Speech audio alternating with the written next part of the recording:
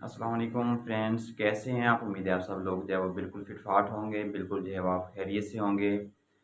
तो आज का जो हमारा टॉपिक है वो काफ़ी अच्छा टॉपिक है। जैसा कि आप जानते हैं कि जब मियाँ-बीवी की जो है वो अलहदगी होती है, तो वो किसी भी वजह से जो है वो अलहदगी हो जाती है। उनका जो घर है वो आगे नहीं चल पाता, आपस में जो है वो डिवोर्स हो जाती है, तलाक हो जाती है। तो उसके बाद जो है वो सबसे ज़्यादा जो नुकसान होता है वो उनके बच्चों का होता है, क्योंकि उनकी तालीम और तरबियत का इशू होता है, उनकी परवरिश का इशू होता है।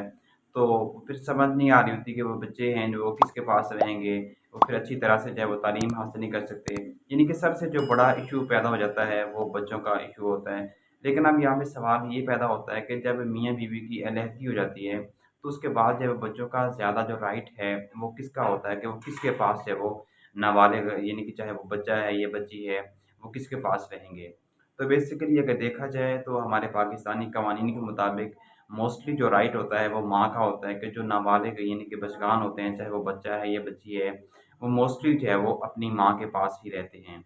लेकिन कुछ ऐसी सूरतें हैं, कुछ ऐसी रीज़न्स हैं जिसकी बिना पे जो है वो बच्चे जो है वो बाप के पास भी जा सकते हैं।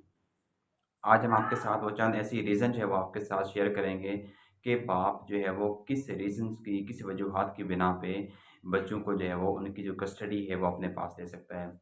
सबसे पहले बात ये जब मियाँ-बीवी की अलहदगी हो जाती है, तो उसके बाद अगर बच्चों की माँ जो है वो किसी दूसरी जगह पे शादी कर लेती है, यानी किसी दूसरे बंदे के साथ शादी कर लेती है।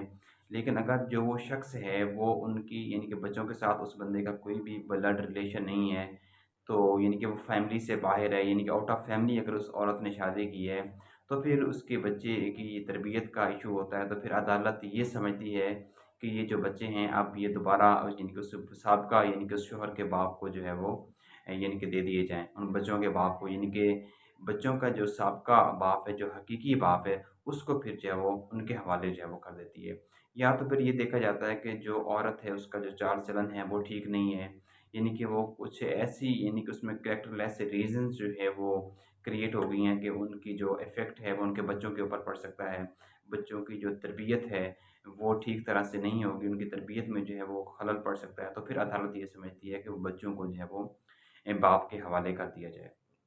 या फिर अदालत ये समझती है कि माँ जो है वो बच्चों की सही देखभाल जो है वो नहीं कर रही, उनको प्रॉपर जो है वो उनकी परवरिश ठीक तरह से नहीं हो रही, उनकी तालीम और तरबियत जो है वो ठीक तरह से नहीं कर पा रही। तो उसके बावजूद अगर यानी कि बाप जो है वो केस कर देता है, उसके पास ये लीगल रेमेडी अवेलेबल है कि अगर वो कोर्ट के थ्रू जो है वो इस सूरत में भी बच्चों को जो है वो अपने पास रख सकता है। क्योंकि बेसिकली जब देखा जाए तो ये सिचुएशन जो है वो बहुत ही ज़्यादा सीरियस है कि माँ यानी कि वो वैसे बेसिकली देखा जाए तो ज़्यादा कवानीन जो हैं वो इसी हक में हैं कि वो माँ के पास ही रहेंगे। लेकिन चंद ऐसी रीज़न्स हैं जिसकी बिना पे बाप के पास भी जो है वो कस्टडियन होती है, क्योंकि बाप बेसिकली बच्चे की टोटल रिस्पॉन्सिबल ज़िम्मेदार होता है उसकी तालीम और तरबियत का, उसकी परवरिश का, उसके खर्चे का।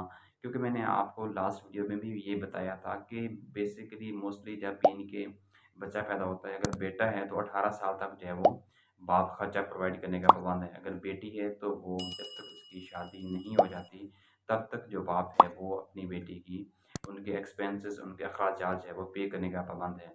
लेकिन जब बेटी की शादी होती है तो उस पर भी बेटी या उसकी वालदा जो है वो क्लेम कर सकती हैं उसके बाप से कि वो उनको समाने जहेज़ देने का भी पाबंद है। यानी कि पाकिस्तानी कवानीन जो है वो इस हद तक बच्चों के खाने यानी कि नान-ओ-नुफ़्क़ा के खर्चे के बारे में इतने ज़्यादा जो हैं वो सख्त हैं। तो आज की वीडियो इतनी ही, मिलते हैं एक नई वीडियो में। उम्मीद है आपको समझ आ गया होगा। तो मिलते हैं एक नई वीडियो में एक नए टॉपिक के साथ। मुझे दीजिए इजाज़त। अल्लाह हाफ़िज़।